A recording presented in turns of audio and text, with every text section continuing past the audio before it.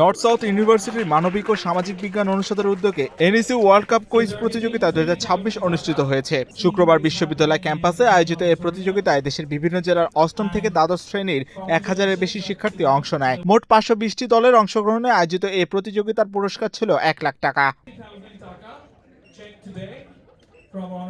অনুষ্ঠানের প্রধান অতিথি ছিলেন এনইসি ট্রাস্টি বোর্ডের সাবেক চেয়ারম্যান ও প্রতিষ্ঠাতা সদস্য জনাব বেনজির আহমেদ। বিশেষ অতিথি হিসেবে উপস্থিত ছিলেন আইভরিয়ান ফুটবলার শেখ কামারা, যিনি বর্তমানে বাংলাদেশের বিভিন্ন লিগে খেলে থাকেন। অনুষ্ঠানে সভাপতিত্ব করেন এনইসি উপাচার্য অধ্যাপক আব্দুল হান্নান চৌধুরী। স্বাগত বক্তব্য দেন এসএইচএসএস ডিন অধ্যাপক মোহাম্মদ রেজওয়ানুল ইসলাম।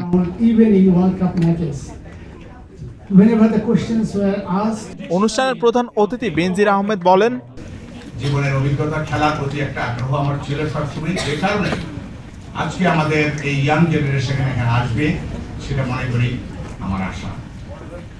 খেলায় অনেক স্কুল পার্টিসিপেট করেছে, বাট সবাই বিজয়ী হবে, বাট অংশগ্রহণ করাকে একটা বড় বিষয়, এবং এটাই তোমার জীবনের ভবিষ্যৎ গড়ে তোলার চ্যালেঞ্জ মোকাবেলায় নিজকে আরো সাহসী করে তুলবে।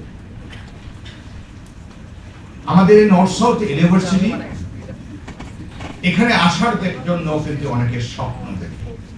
হয়তো আজকে অনেক স্টুডেন্ট এই ক্যাম্পাস ঘুরে গিয়েছে, তাদের মনের কারোর মনে কিন্তু এই স্বপ্ন জাগবে, এবং জায়গাটাই তোমার উচিত। স্বপ্ন বড় দেখতে বলা হয় যে স্বপ্ন সেটা নয় যেটা তুমি ঘুমিয়ে দেখো, স্বপ্ন সেটাই যে স্বপ্ন বাস্তবায়নের পক্ষে ঘুমাতে দেয় না।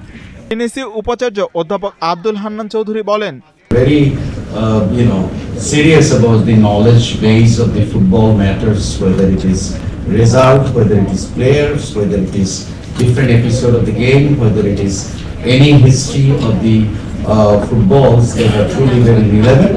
I think it's an interesting thing that apart from our mainstream education, knowledge of sports and games that the young generations of our country truly wants to know, and then they came over here to participate. Quiz আয়োজন নিয়ে এসএইচএস এর dean অধ্যাপক মোহাম্মদ রেজওয়ানুল ইসলাম বলেন, something which we perhaps sometimes don't see on the ground, even in World Cup matches. Whenever the questions were asked, each team was cheering the other. They were taking all the answers in a very nice manner. I would say the winner was also some of our guardians. I have seen when I entered campus at 7:15 a.m. in the morning that some of the guardians with their sons and daughters, they arrived even as early as 7:15. And of course, I would say the winner is our school and our university. The volunteers, the 100 odd volunteers from our 5 departments, they have worked very hard, not just today, but for the last 3 weeks. মোট 520টি দলের অংশগ্রহণে বিভিন্ন ধাপে প্রতিযোগিতায় অংশ নেয় 1040 জন শিক্ষার্থী। Football ইতিহাস, ফিফা বিশ্বকাপ, কিংবদন্তি খেলোয়াড় ও স্মরণীয় মুহূর্ত নিয়ে ছিল প্রশ্নোত্তর পর্ব। ফাইনালে 10টি দল অংশ নেয়। চ্যাম্পিয়ন দল পায় 50,000 টাকা, প্রথম রানার্স আপ 30,000 টাকা এবং দ্বিতীয় রানার্স আপ পায় 20,000 টাকা পুরস্কার। অতিথিরা বিজয়ীদের হাতে পুরস্কার তুলে দেন। কুইজের পাশাপাশি অনলাইন মিমস জাতীয় অর্থনীতিতে কেমন অবদান রাখছে তার উপর রম্য বিতর্ক পরিবেশন করা হয়, যা পুরো আয়োজনকে উৎসব মুখরও করে তোলে।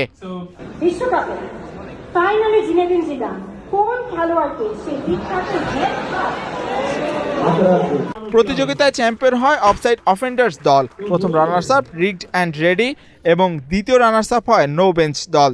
আয়োজকরা জানান, শিক্ষার্থীদের জ্ঞান চর্চা ও সহশিক্ষা কার্যক্রমে উৎসাহিত করতে ভবিষ্যতে এ ধরনের আয়োজন অব্যাহত থাকবে। এম মাহিউজ্জামান, বাংলাদেশ প্রতিদিন।